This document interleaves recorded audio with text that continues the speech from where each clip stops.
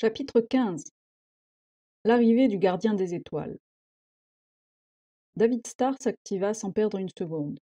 La nuit touchait presque à sa fin, et l'excitation des derniers jours cédait lentement la place à une fatigue écrasante qu'il combattait depuis des heures. La lumière de son hyperlink balayait les environs. Il espérait de tout cœur que ce qu'il cherchait ne se trouvait pas derrière des verrous. Si tel était le cas, il devrait recourir à la force. Mais il savait que l'important était de ne pas attirer l'attention. Aucun coffre, rien qui y ressemble. Un bon signe et un mauvais à la fois. L'objet qu'il cherchait devait se trouver à portée de main, ou alors dans une autre pièce. Cette idée le déprimait. Il avait dû déployer des trésors d'ingéniosité pour s'emparer de la clé. Hens ne s'en remettrait pas de sitôt. David esquissa un sourire. Il avait été presque aussi surpris que Hens. Ces mots, « Je suis le gardien des étoiles », résonnaient encore dans son esprit. C'était la première fois qu'il parlait à travers son champ de force depuis le départ des cavernes martiennes. Il ne se souvenait même pas de l'impact de sa voix là-bas. Peut-être même n'avait-il pas réellement entendu ses propres mots sous l'influence des Martiens. Peut-être que, comme eux, il avait perçu ses pensées comme des échos lointains. Ici sur Terre, en surface, sa voix avait résonné plus sombre et plus grave que prévu.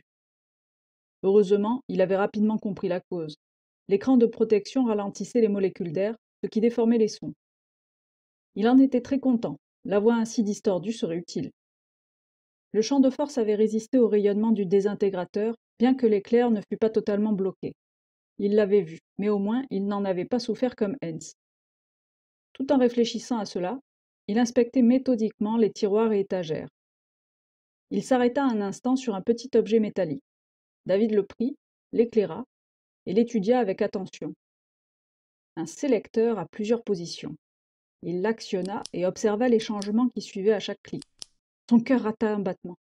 Il tenait enfin la preuve qu'il attendait, la confirmation de ses hypothèses. Celles-ci n'avaient été que des spéculations jusqu'à présent, sans fondement solide, mais maintenant, toutes les pièces du puzzle étaient à leur place. Il glissa l'objet dans sa botte, à côté du masque, et des clés qu'il avait subtilisées à Hens il n'y avait pas si longtemps. Il verrouilla la porte derrière lui et sortit. Le dôme au-dessus de sa tête s'éclairait lentement, annonçant le début d'un nouveau jour.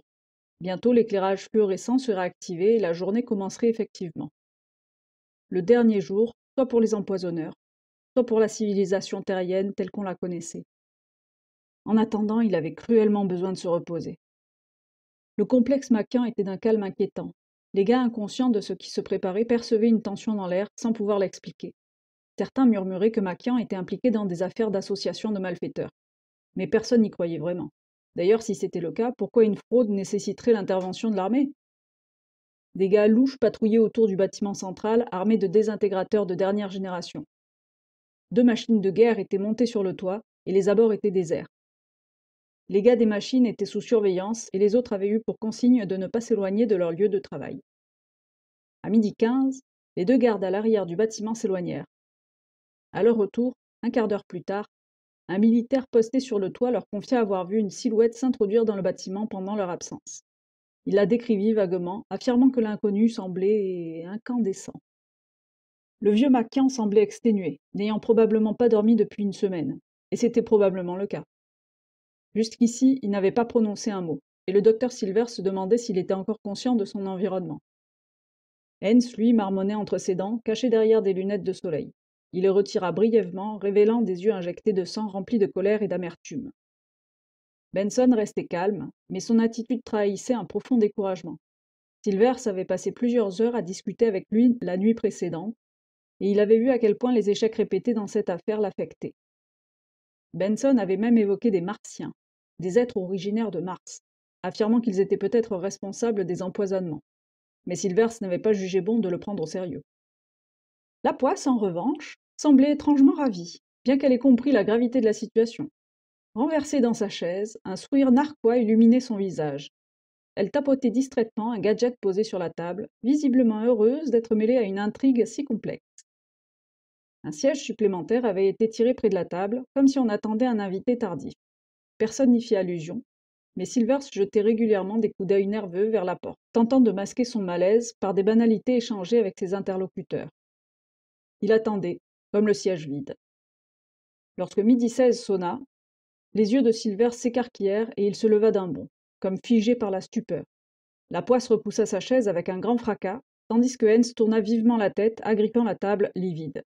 Benson releva les yeux, laissant échapper un gémissement. Seul Maquian demeura imperturbable. L'apparition n'était qu'un élément incompréhensible de plus, d'un monde qui devenait décidément trop grand et trop étrange pour lui. Debout dans l'encadrement de la porte, une silhouette imposante déclara « Je suis le gardien des étoiles ». Sous l'éclairage vif, la fumée autour de son corps prenait une texture presque tangible, et la brume lumineuse entourant sa tête s'estompait légèrement sans parvenir à refléter ou diffuser la lumière, de telle manière que le visage en dessous était entièrement illisible, ajoutant à la mystique de la créature. Le gardien s'avança lentement. Presque instinctivement, chacun recula sa chaise, s'éloignant du siège vide. Le gardien des étoiles s'y installa, le visage méconnaissable derrière une nuée lumineuse, ses bras vaporeux reposant à 1 centimètre au-dessus de la surface de la table.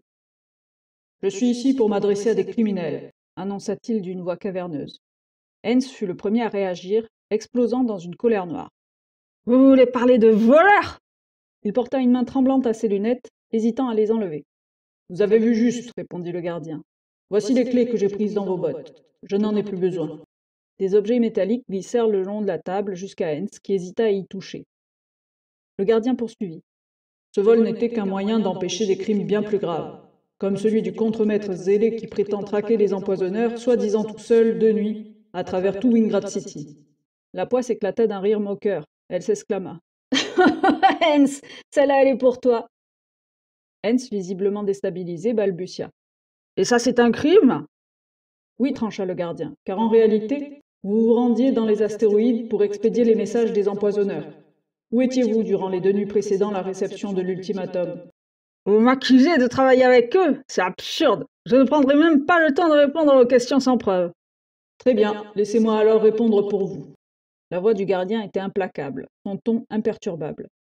L'organisation derrière ces empoisonnements opère depuis les astéroïdes, d'où les groupes de pirates déchus ont trouvé refuge.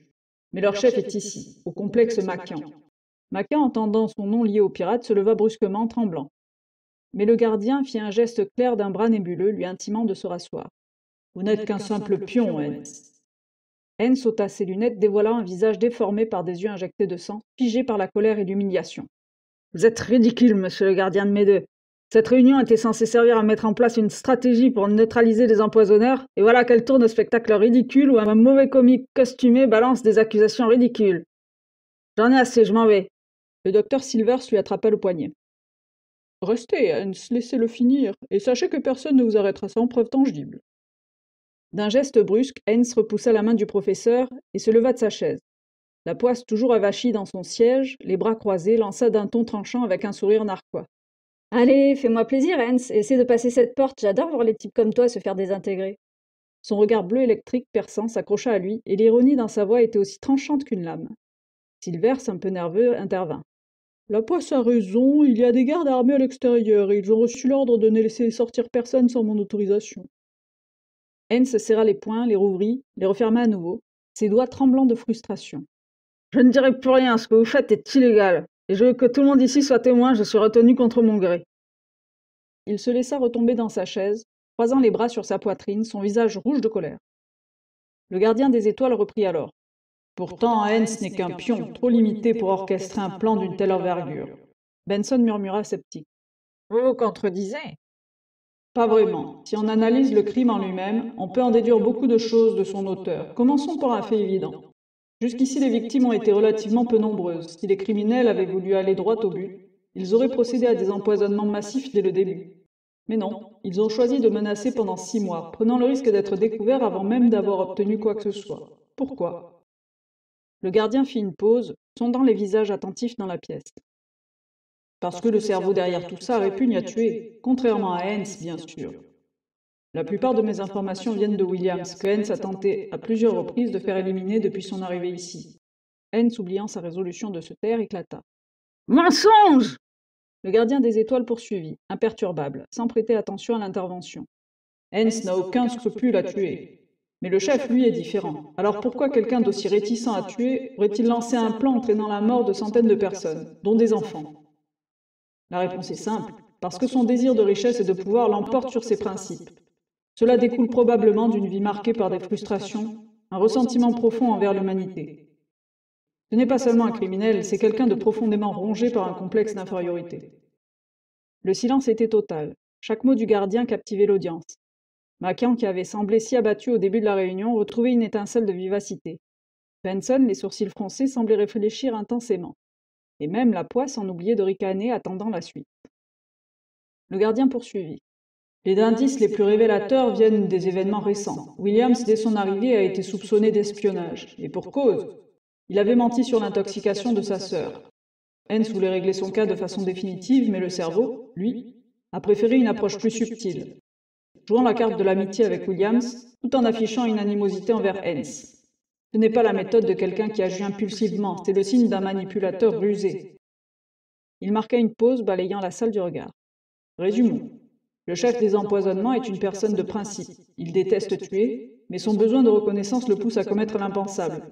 Il souffre d'un profond complexe d'infériorité, alimenté par une vie de frustration due à des idées différentes. Il est plus petit. Un bruit violent brisa le silence. Une chaise bascula en arrière tandis qu'un désintégrateur surgissait, prêt à cracher sa mort. Benson se leva d'un coup en hurlant. « Par l'espace, la poisse !» Silvers, blême, balbutia. « Mais elle n'était pas censée me protéger ? Pourquoi est-elle armée ?» La poisse désinvolte se contenta de hausser un sourcil. Elle se tenait là, le désintégrateur à la main, balayant la pièce d'un regard vif. Son sourire large et déstabilisant ajoutait une tension insoutenable.